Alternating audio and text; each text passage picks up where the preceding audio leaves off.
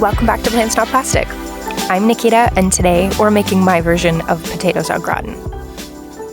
I've had potatoes au gratin a ton of times in my life during the holidays, and have genuinely missed eating them since I gave up animal products 7 years ago. So I really wanted a whole foods, plant-based replacement, but I actually had to look up what an au gratin meant to make sure I wasn't taking the name in vain with this recipe. We're not using real or substitute cheese for this one, so you won't get the stringy, stretchy richness of cheese in, say, a Gruyere au gratin. But with my thick veggie-based sauce and oat flour topping, we're still going to achieve the browning effect that defines an au gratin, so I think I'll get a pass on this one. Here's everything you'll need to make this recipe.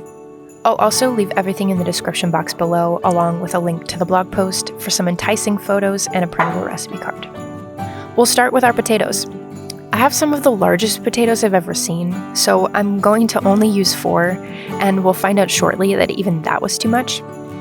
If your russets are normal sized, 5 is the perfect amount. I tend to leave my potatoes with skins on to keep some of the additional nutrients in the skins, but do go into a minor fugue state before I realize what I'm doing. Whoop.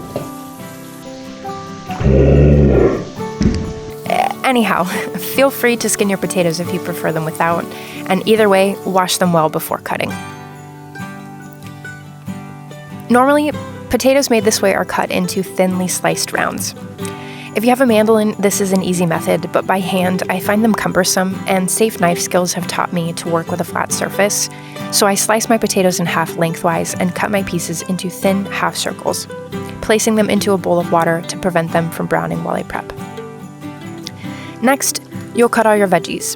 For the leeks, I chop off the leaves and root, cut an X through the shaft, and rinse them by pulling the layers apart from each other to clean out any sand or dirt before dicing. Then dice my shallots and mince my garlic. You'll throw all 3 of these veggies into a sauté pan together and cook them down for about 5 to 7 minutes until they're translucent and just beginning to caramelize. Finding ways to keep busy in the meantime, before adding your flour and cooking them for an additional minute or so. With quite a bit of sticking to the bottom of the pan, you'll add your vegetable broth, if you don't forget it like I do, and plant milk to deglaze. Then add in your spices and remaining liquids: nutritional yeast, onion powder, parsley, thyme, turmeric, paprika, vinegar, soy sauce, and pepper and salt to taste. Then mix vigorously until everything is well combined. As this mixture is heating up in the pan, make a slurry of cornstarch and just enough water to create a smooth paste. When the mixture reaches a boil, reduce to a simmer and add your slurry slowly while stirring constantly to thicken it. Then remove it from the heat and set it aside. Now that we're ready to build, preheat your oven to 425 degrees Fahrenheit before grabbing a 9 by 13 inch casserole dish and your potato slices. Layer the bottom of the casserole dish with potatoes until it's about halfway filled, then pour half of your sauce over the top and spread it evenly.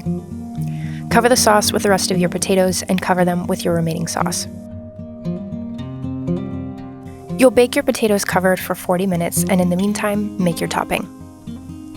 In a blender, add cashews, rolled oats, nutritional yeast, parsley, onion powder, garlic powder, pepper, and salt, and blend into a powder.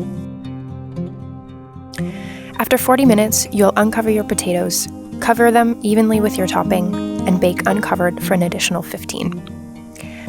We'll then remove it from the oven and let it cool for at least 10 minutes before serving it up for a taste test.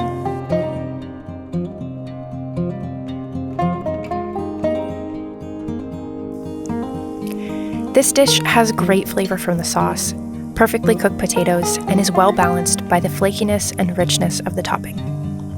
It satisfies the craving for a great au gratin, giving you the nostalgic holiday side dish feel while still ticking all the boxes for being healthy, whole food, and plant-based. For how it stacks up against an alternative, my recipe, when compared against both a non-vegan option with Gruyere cheese and a vegan recipe with plant-based cheese, it will cost you less to make, has about 3 times more fiber, and you'll get to eat about twice as much of it for the same number of calories. So that's it for today's recipe. If you try it out, let me know in the comments. You can also subscribe to my blog for recipes right to your inbox and connect with me on social media for day-to-day content. And don't forget to subscribe, click the bell, give this video a thumbs up, and come back next time. Bye!